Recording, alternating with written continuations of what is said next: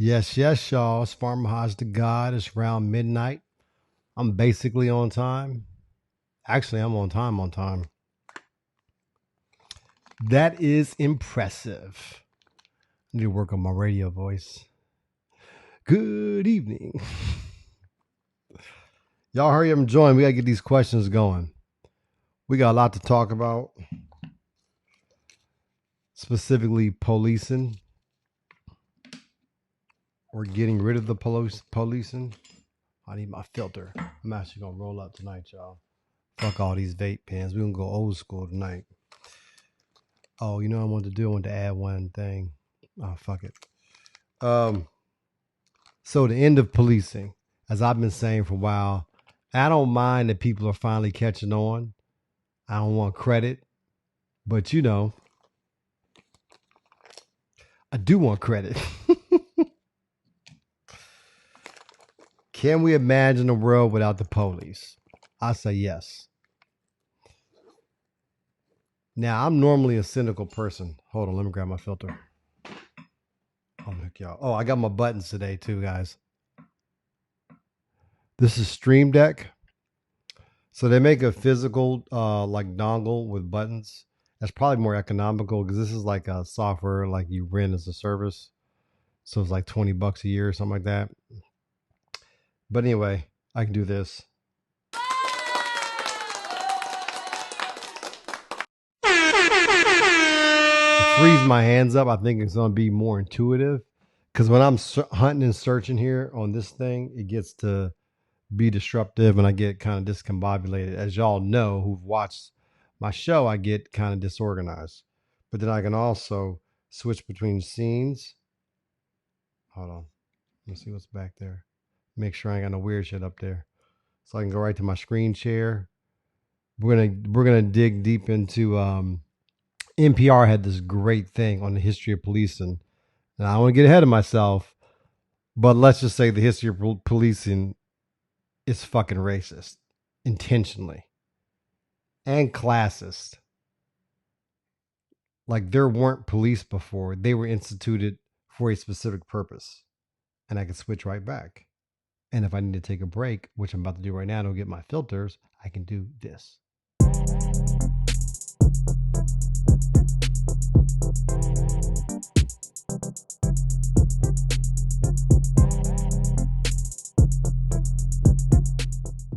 I'm back. I don't know about y'all, but I use these. I know you can make your own, but fuck all that. How y'all doing?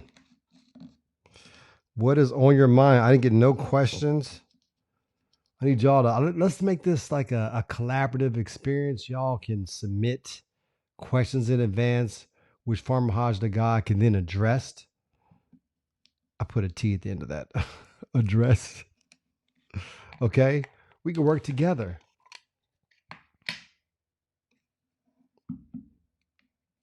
In Minneapolis, they voted.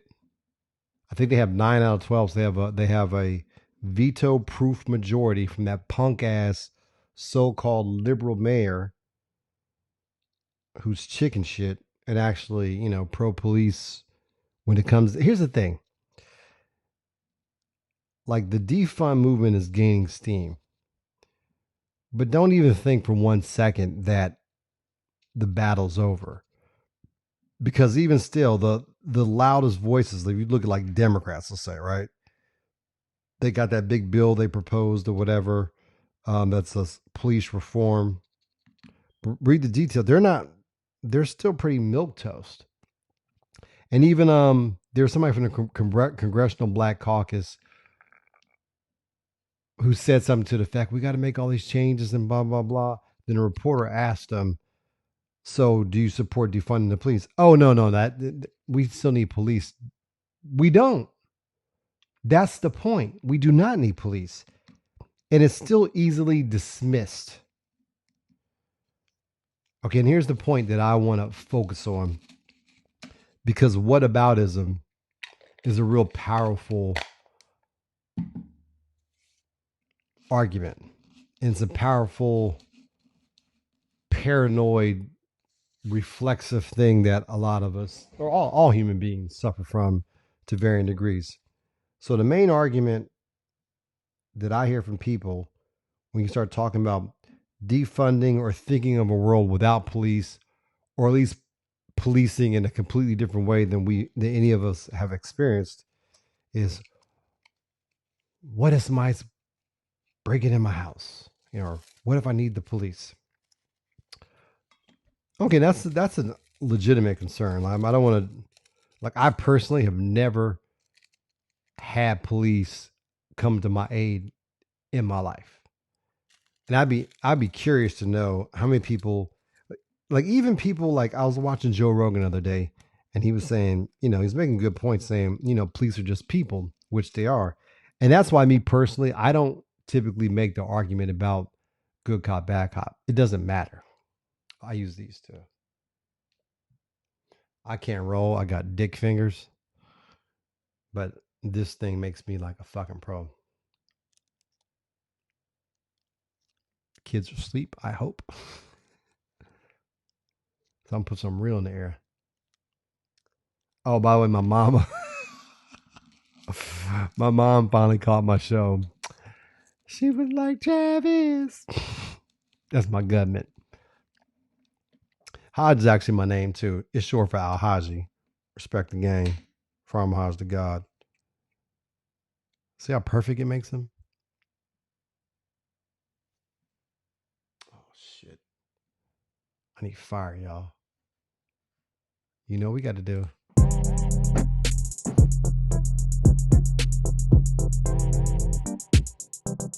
And I'm back.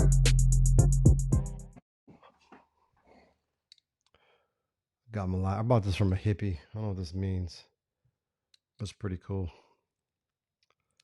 Yeah, some mom saw me smoking. I should probably open a window. Where's everybody at? Y'all hurry up and join. I need to get a roll call. I'm gonna waste all these good epiphanies. There ain't nobody watching.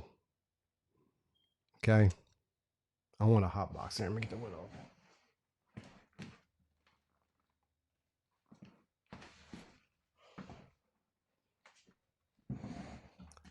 Actually, it was already open. The fuck was I talking about?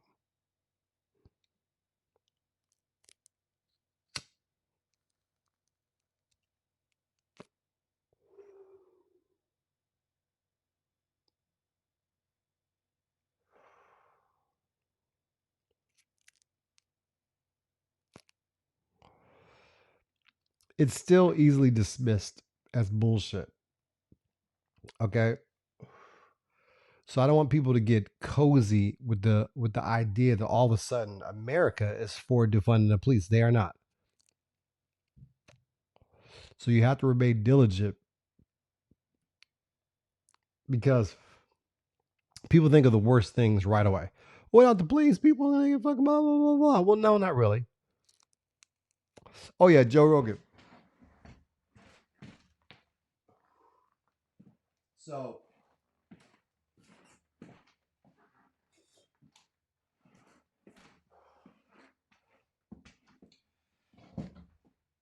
do you think the smoke will get upstairs? I hope not. But honestly,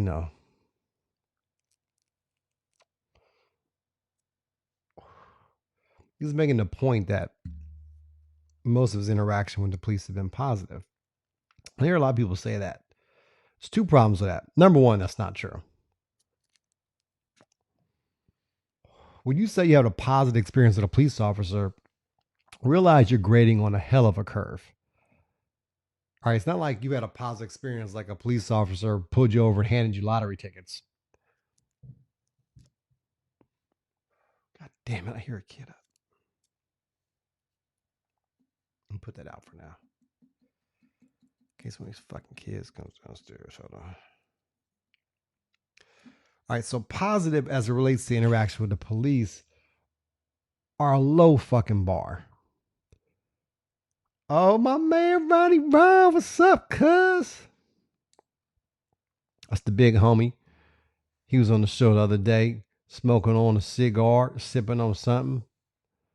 What up, cuz? And peace to the Bloods too. All right, we all on the same gang. I don't want to get burnt out here on the internet. But yeah, it's a low bar. So the cop pulls you over. They talk like robots, and then if they're cool, they let you know they're doing a favor because they're not going to give you the ticket with points. They're going to be cool and give you a we banging on wax. I told you I got blood homies and crib homies. We all made it out San Bernardino alive, so it's reunion.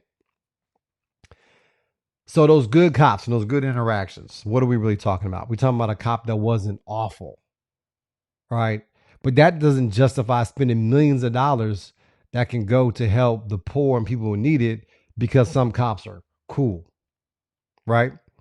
And then when you think about those interactions, all of them, like forget about, okay, like the thing people worry about is like, I need police in a crisis. Okay, I give you that. We'll keep that. So all the cops stay their ass in the precinct, eat donuts, play video games, whatever it is they do. Don't leave.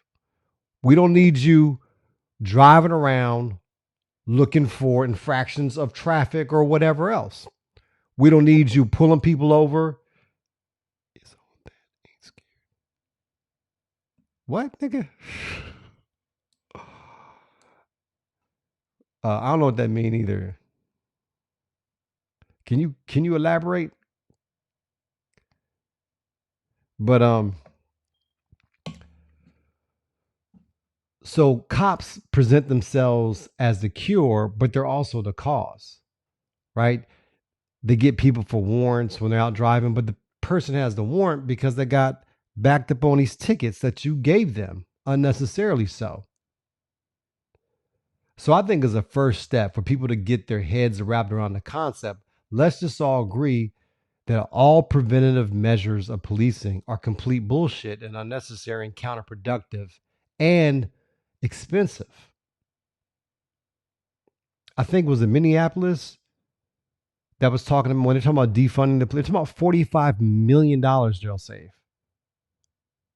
Okay. And right now, if you like in Great Britain, and this is what I was talking about, we need to elevate the job of the person who receives the 911 call. Right now, it's just, it's fucking grandmas, whoever does this. There's no real skill other than trying to keep you on the phone while the police or the ambulance comes, right? But that job needs to be, like I said before, like a triage nurse. And then that that person's training and also software can be a tool in that process, can help decide and designate a particular professional for whatever the call is about. So the main one people worry about is domestic violence. If you don't have cops there, then what happens when you send out a mental health professional and the person there gets violent? Well, first things first, cops aren't preventing that either.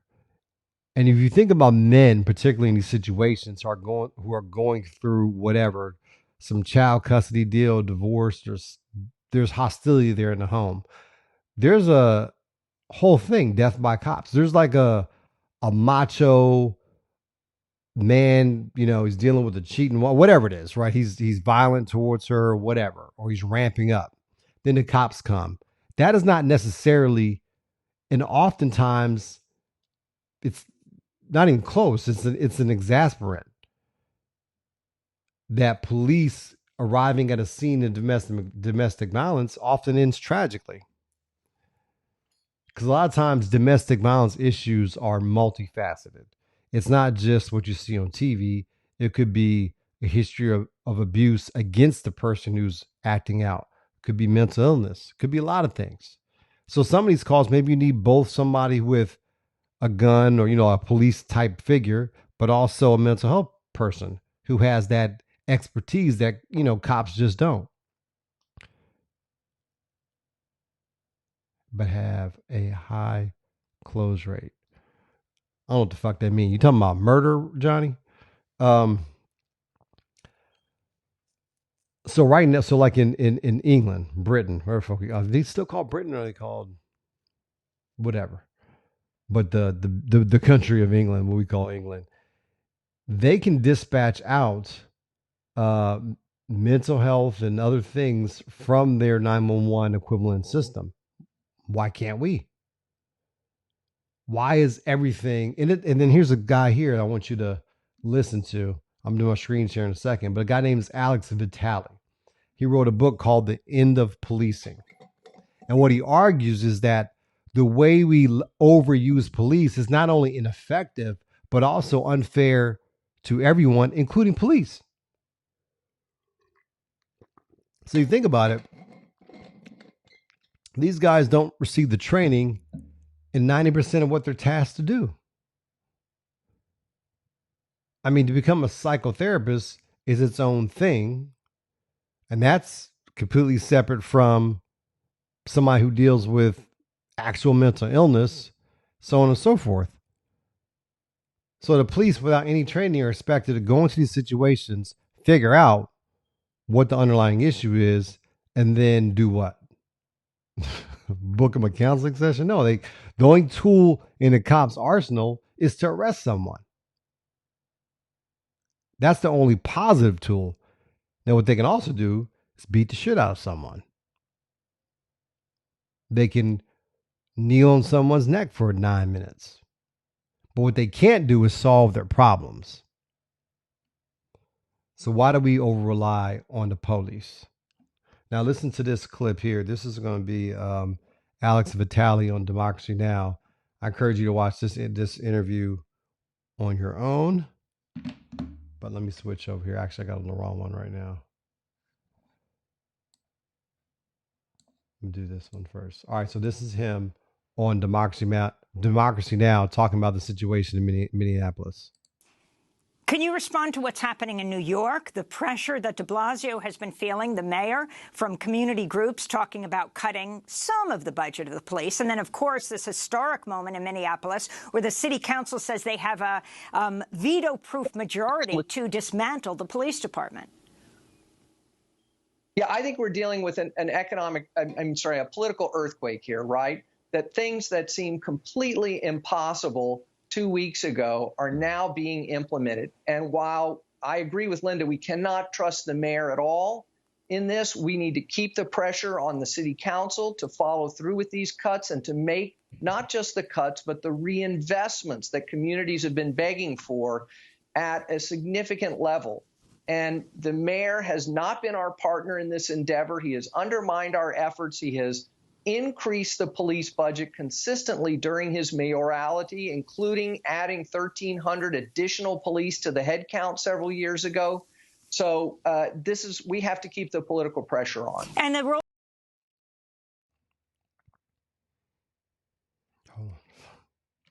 All right, I'm back. This guy's really good. The reason why I like him is because he is so matter of fact and data driven. It's like it's non-confrontational. So I think those people, namely white people, who would otherwise just reflexively react negatively towards any language that dealt with, removing or defunding or somehow lessening police authority, can actually receive it from a guy like this. And here's the thing I don't understand. Like these so-called libertarians, like where are they? Like everything that's going on right now, from a libertarian perspective, I'm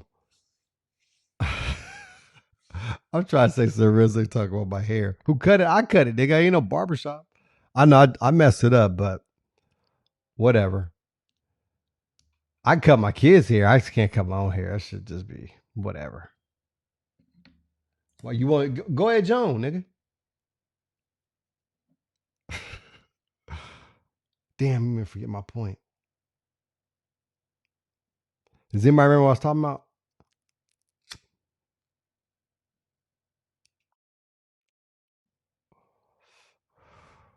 I was talking about, oh yeah, where the libertarians? Because you think about it from a libertarian perspective, it makes perfect sense. And it actually supports their The unifying theme of everything is that the problem with big government or any type of regulation is what? No competition, right? Lack of competition is the root of everything wrong, according to libertarians. What the fuck are police? They're a monopoly. And they negotiate contracts like the fucking mafia. None of their guys can. Every policeman is untouchable, right?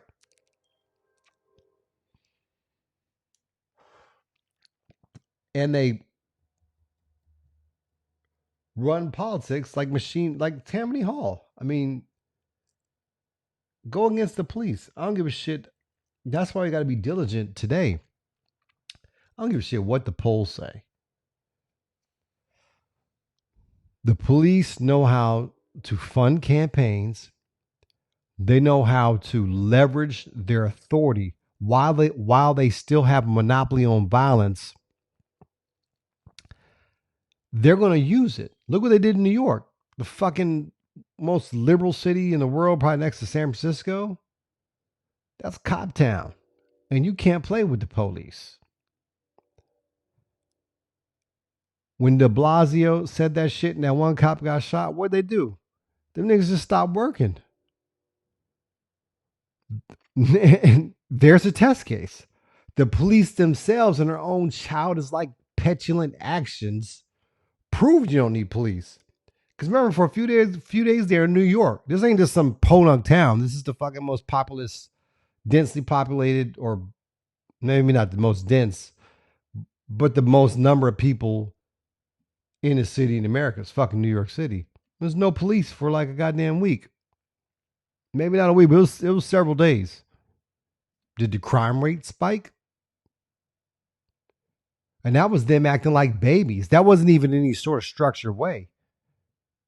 They wanted shit to go bad, and it didn't. And here's the thing, the math doesn't work out. If you're talking about, like I said, we'll still have some sort of dispatch. The only difference with that I'm proposing is that in addition to police being able to be dispatched, you can also dispatch other skill sets other than marksmanship and wrestling. Maybe you want to dispatch a mediator. We already have that concept with the ambulance where there's a medical issue. So we have two kind of issues that we acknowledge: medical in nature and violent in nature. But that's not reality. Sometimes you just need the cops to come get the other. If it's most domestic violence situations aren't violent, they're just unresolvable. So they need somebody to come tell one of them to leave. And you can deal with it the next day. And here's the thing. People commit crimes for money. It's either money or passion. That's it. So if you're about to steal a car or rob a bank, there's a reason why you're doing that. It's not like you have a job making $200,000 a year and you're like, damn, I just want to steal cars. If people do that, it doesn't even matter because it's statistically non-existent. And more importantly, it's not about crime in that case. That's a mental condition. That's like some sort of fetish that person has. So so we can say as a fact that if you address people's financial concerns, you would necessarily lessen crime, which I don't have any data in front of me, but I'm certain can be proven. So what I'm saying is that if you really need to rob a bank, you're not going to not rob the bank because cops are driving around handing out traffic tickets. That's not going to dissuade you. So, how many cops would it take to actually prevent crime?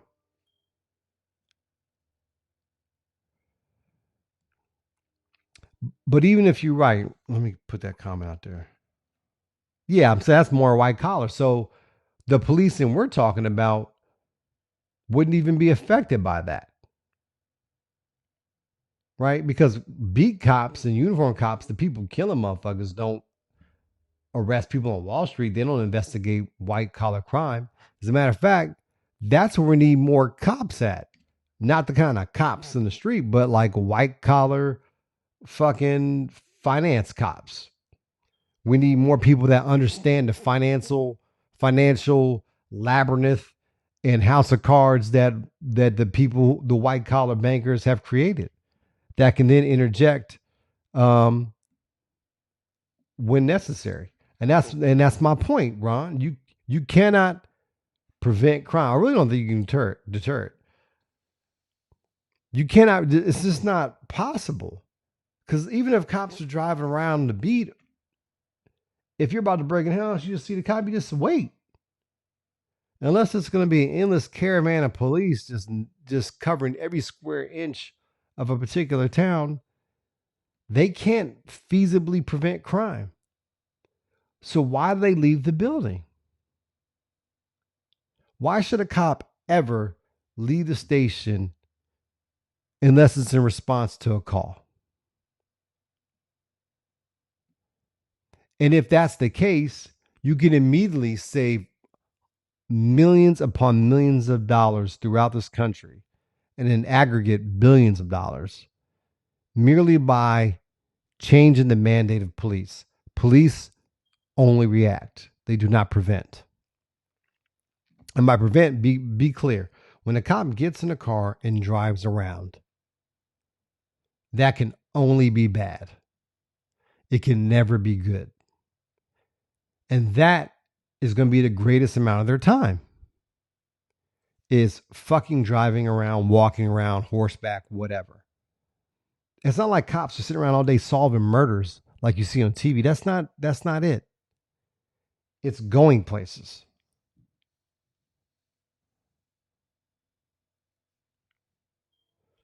That's a good point. Criminals got eyeballs. It's not like they just fucking walk into police like, here, arrest me.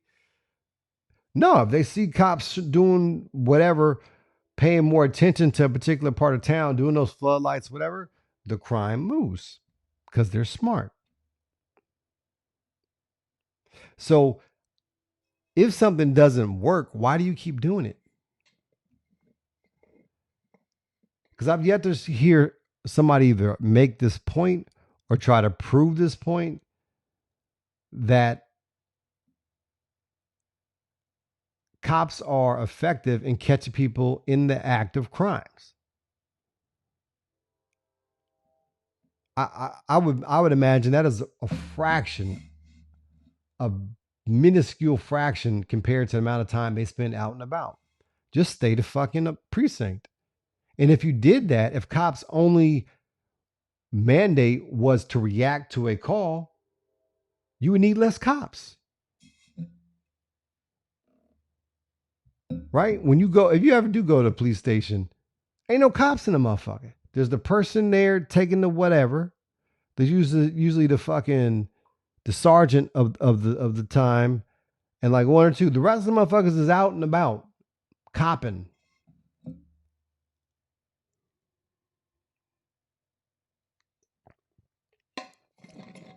Yeah, but my thing, I'll take the lack of deterrence in exchange for the expansion of liberty, the limiting of police power, and the redistribution of wealth. Right? So take those funds, the 45 million, and then put them, feed people. I don't give a shit. Jobs program. Whatever it is you want to do, you get more return on your investment investing in the people, not the police.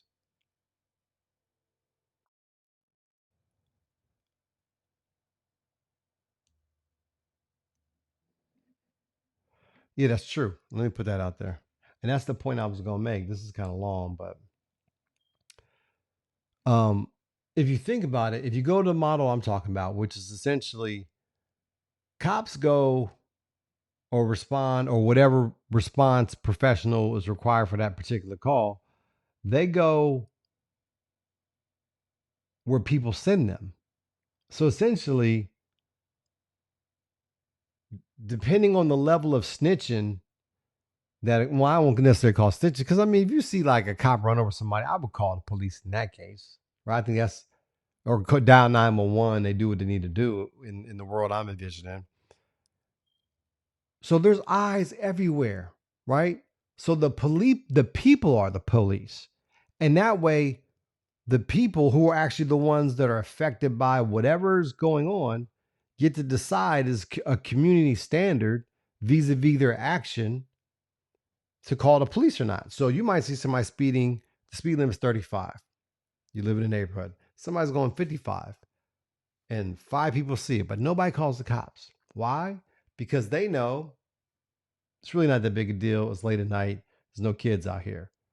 Now, that same car or different persons does 55 and it's at 2:30, same time all the kids are going out. 5 people call the police. They investigate, catch the guy because the community standard then was interjected into the process and made the call as they deemed fit, right? That would be what libertarians supposedly advocate for. But they're silent on this, completely silent, which proves my point about libertarians. They're full of shit.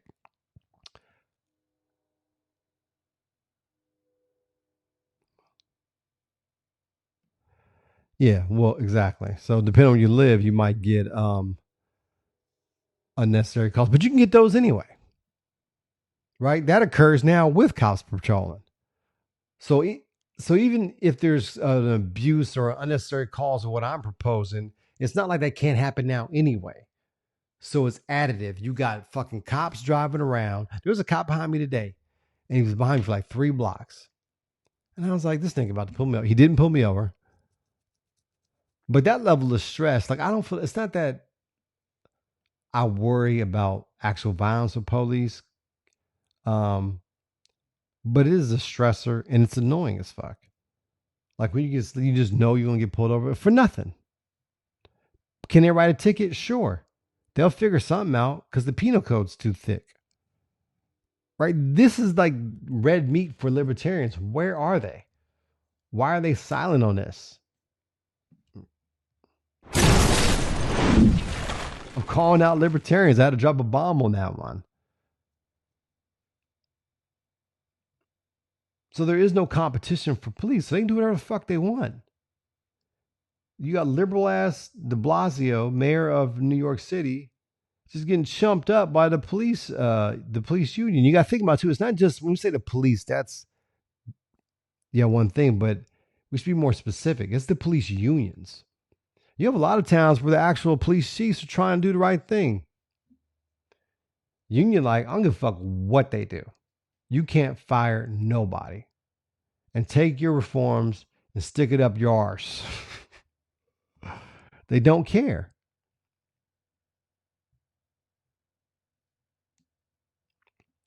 Exactly. But even if like I had no negative interactions with the police, I still don't want to be getting pulled over. Right. And here's the thing, like I was thinking today, because I did kind of run a red light.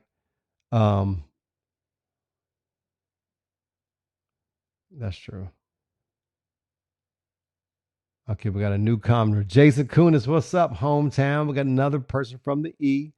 This is the E party tonight. Question is, what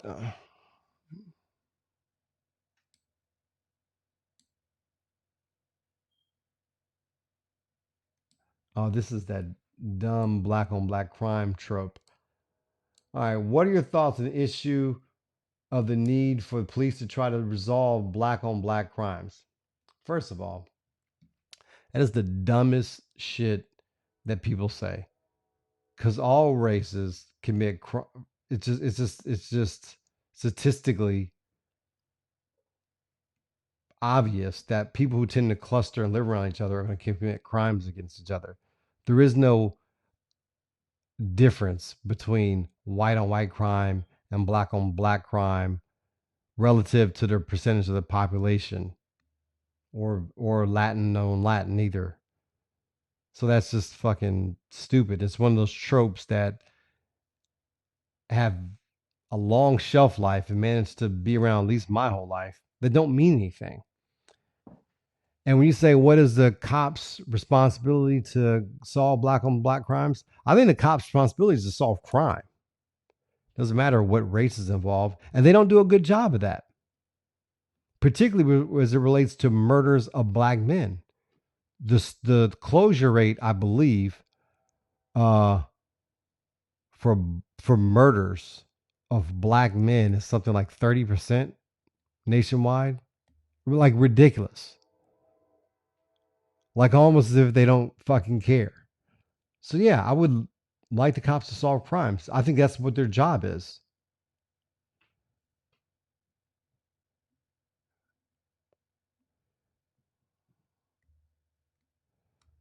Yeah, Ron responded to Jason. I let him get that. Um, yeah, Mike. Yeah, you're right. But here's the thing. But Ron, the only thing I disagree with that point is you're probably not going to go to jail. Killing black folks um, is a coin flip. Basically, you might get away with it. It's not a priority for anybody to solve that. Apparently, if you look at the data, and I think that if cops stop patrolling so much, maybe they get better at solving crimes. Because that's one thing um, that all people agree on. Nobody likes to see their loved one get murdered or suffer any sort of violent crime and have that go um, unresolved. So I think there's agreement there. I don't think anybody would argue the point that I don't want cops to solve crime. That would be, but see, where I would differ as far as like, I think we need a more disparate setup. The cops are a monolith. They're the investigators. They're the first responders. They're the preventers. They enforce the traffic. They work with the DA. They do it all, right? And then when somebody does something wrong, they investigate that as well, one of their own. I would just break them up like you would break up a monopoly or a big bank. We don't do that, but we should probably. That monopolistic power becomes corrupting. So I would take, first of all, prevention. It would just go away. There is no more. I disagree with that. I'm gonna get to you in a sec, Maysoon. So she's basically making a case for gun control, right?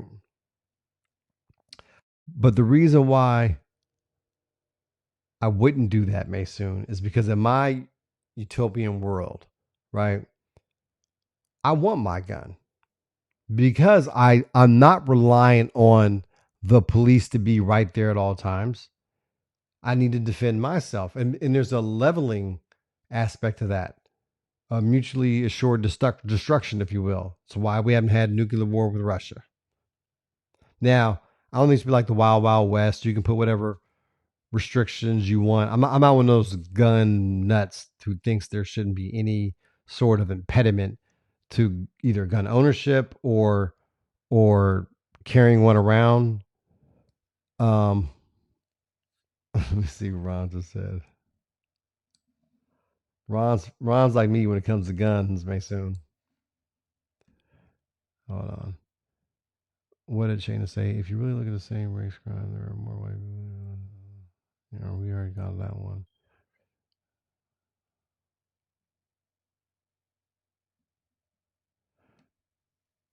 Um, so man, yeah, you need to be able to defend yourself, and but I don't want people like you who, yeah, if you look at it, if you just got rid of guns, it would lessen gun crime. I get all that, right? But if you want to deal with just the worst case scenario and people's paranoid instincts, then um, hmm, that's a good point. Not now. She does make a good point. Now here's the thing: most people imagine themselves to be one thing, but in reality, they're another thing. Particularly when it comes to life and death situations. Now, me personally, I've had a gun pointed at me before. I've had a knife pulled out of me before.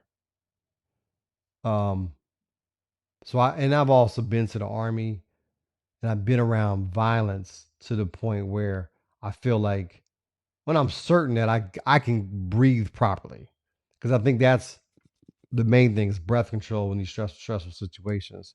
But no, she's right though, in the sense that even if you were trained, depending on how the interaction occurred, you're probably not gonna stop the person from doing whatever. However, it's still a base level instinct where in our deepest, darkest thoughts, when you're going to sleep or you can't sleep, you're thinking about the worst thing ever of any father's mind is some sort of home invasion and then having to watch as his family suffers. I mean, it probably never happens statistically, but we've all seen a movie like that, right? Where the man in the family is immobilized or emasculated or something and has to watch as his family's tortured or whatever. And that shit, man, is it's base and it's primal and it's what our fucking lizard brain area that we're reacting that way, but you can't deny it.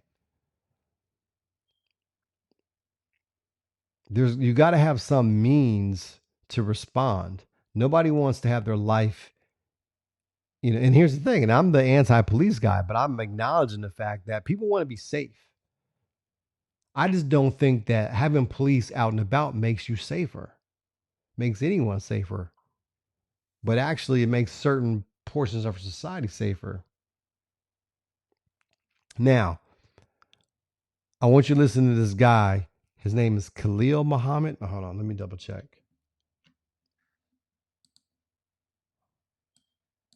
His name is Khalil. Hold on. Khalil Muhammad. Shit, I had it right. All right, his name's Khalil Muhammad, and he's talking about. And NPR is great, y'all. I'm gonna try to remember to add the link in the comments later on, but it's an hour-long conversation. This is just a little snippet of it, but he's tracing the history of police through America, and surprise, surprise, guess where police in America started? I'll wait.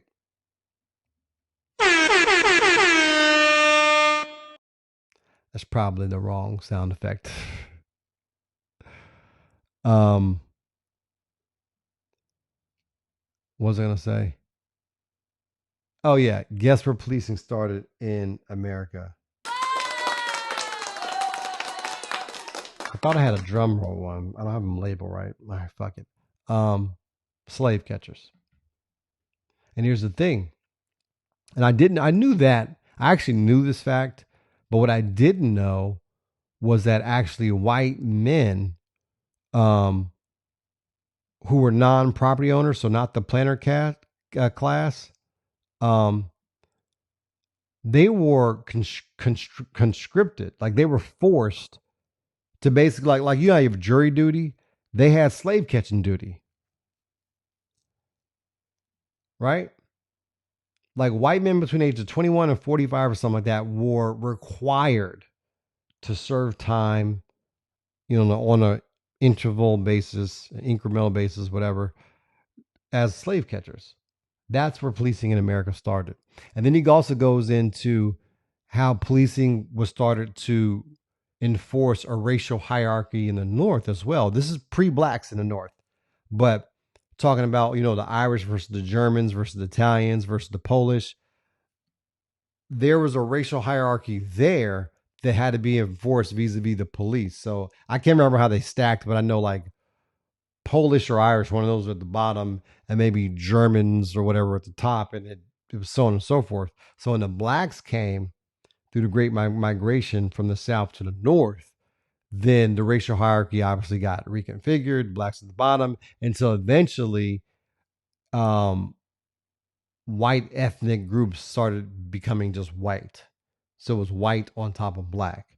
And that line of demarcation between those, even in the lower class whites, they're always above the blacks. And it's how the rich were able to enforce their superiority was through the, I can't think of the word, through the fucking preservation of the racial caste system, right? Because people didn't organize along class lines, they organized along race lines, and the police were instrumental in enforcing that. So listen to this snippet and hold on. Okay. This guy's on NPR, Khalil Muhammad. In this country, for the years that cover the 1600s to the mid 19th century, the most dominant presence of law enforcement was what we call today slave patrols. That's what made up policing. This is Khalil Gibran Muhammad, a historian at the Harvard Kennedy School.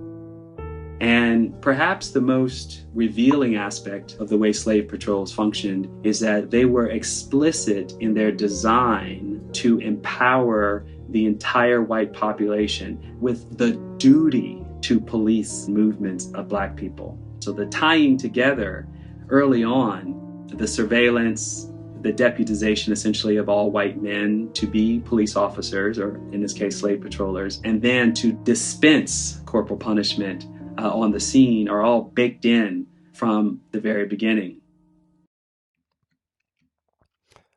Yeah, hold on. Bam. Yeah, man, this shit is deep. And the thing is, specificity matters. People are forced to respect your argument when you have the details. You know, there's always those people that just say Democrats and Republicans are the same, or it's all rigged, and those things are maybe true, but when you have the underlying data, the argument is just way more solid. So this guy really goes into the historical beginnings of police in America, and what's cool about it, the way he breaks down the different eras or whatever, how we get from A to B, because the other big part of the other big um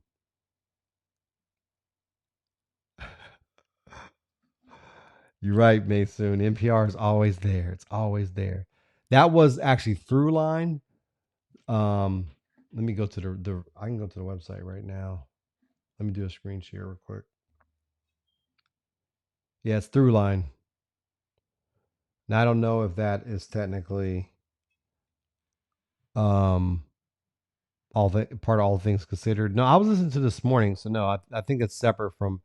But they recirculate a lot of this content, so maybe we'll be on all things considered. But anyway, the origins being what they were, and he breaks down each era. And that was the other thing. So the whole era around gangsterdom, vis-a-vis Prohibition, Al Capone, you know, we all seen the movies. What he was saying was pre that time, I will, Mason. Let me just share that with everybody too. There's a button here for that. I can't remember which one. This time I will share the link. I'm gonna be a fucking responsible podcaster. So right around the time of Prohibition, you get this spike in violence where people are, you know, collectively across America, people are worried, they have fear, and yada yada yada. Because pre that time, what the guy was saying, there really weren't police were really marginal in society. They were never really that big of a deal or um, pervasive throughout society. But the irony was, and I forget how you broke it down. You really should listen to the whole thing. Was that um, the irony was that the empowerment and the funding of the institutions vis-a-vis police, which went on to subjugate black people across America, a la the slave catchers of the South, was because of white on white violence. It's like a comedy routine. It comes all the way back to what Jason said.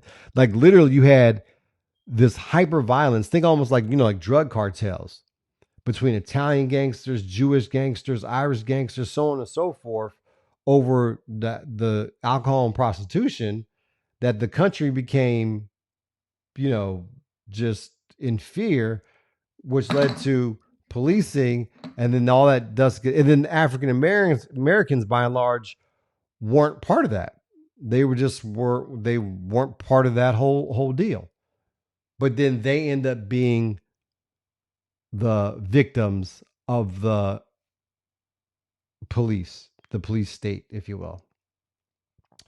I don't know. It's a really interesting thing. I'll share the link, and you guys can listen to the whole thing, and also check out that guy Alex Vitale. If anybody knows how to, that's right, they were volunteers.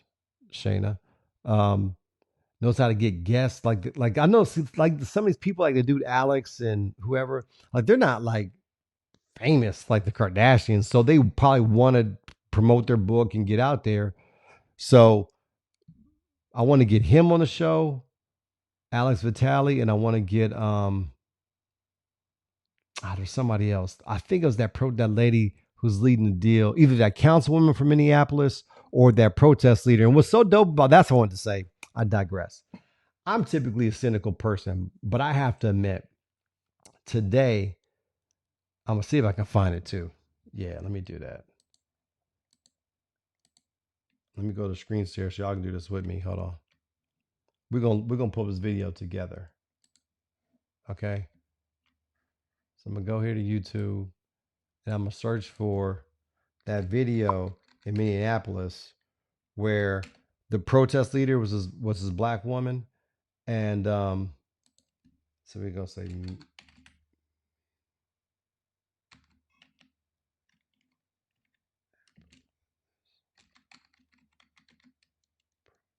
protest mayor confronted, maybe, and booed. I want to start with the one. This it? Okay. The Ridge wallet for real is my type of wallet. Once you get used to a wallet like this, damn it. the old I'm like showing somebody else's folding. commercial. No, that's the end. No. You guys gotta watch.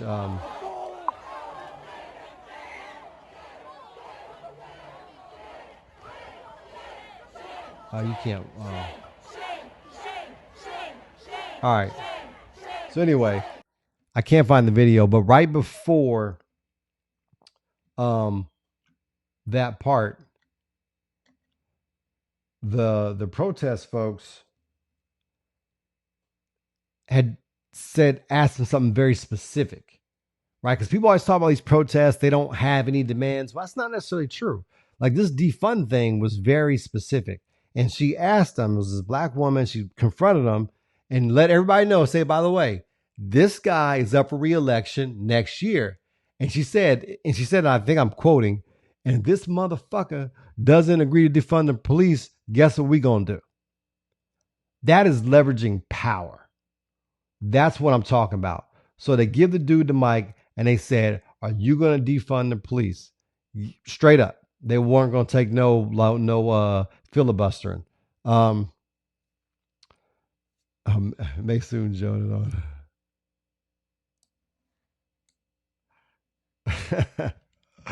it on. Jason's Greek, by the way, if y'all don't know. You couldn't figure it out from all the vowels in the last name. So the mayor, and he's this liberal guy. He's like a wannabe Justin Trudeau, like one of those types. Who's the other guy from Texas I can't stand? The anti-gun guy. What's his name? Beto, Justin Trudeau, and this guy from Minneapolis. They should start a boy band or something. Anyway, Um, so he's like, no, I don't agree with disbanding police. They grabbed the mic. The black woman was like, now get the fuck out of here.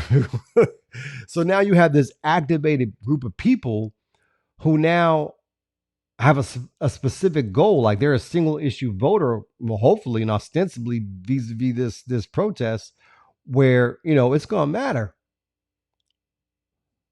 right? And I think the Overton window is shifted. Like it's like defunding the police is real, and at the end of the day, any decrease in budget for the police is a good thing. So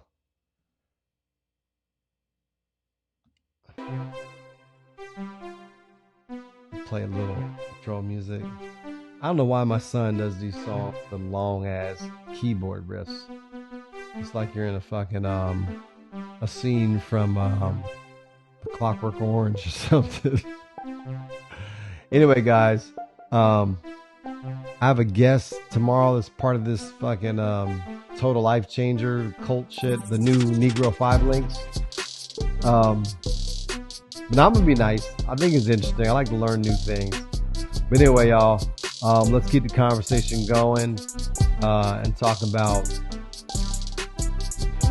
the police mainly, but also reinventing America and how to improve everyone's life. No, Maysoon. I said it first. I'm sure there was a movement in the recesses of the internet, but I think I've been saying it for a long ass time. But I don't want credit. I just want to see results. And with that, peace, love, and hair grease. And fuck the police. Holla at y'all tomorrow. Peace.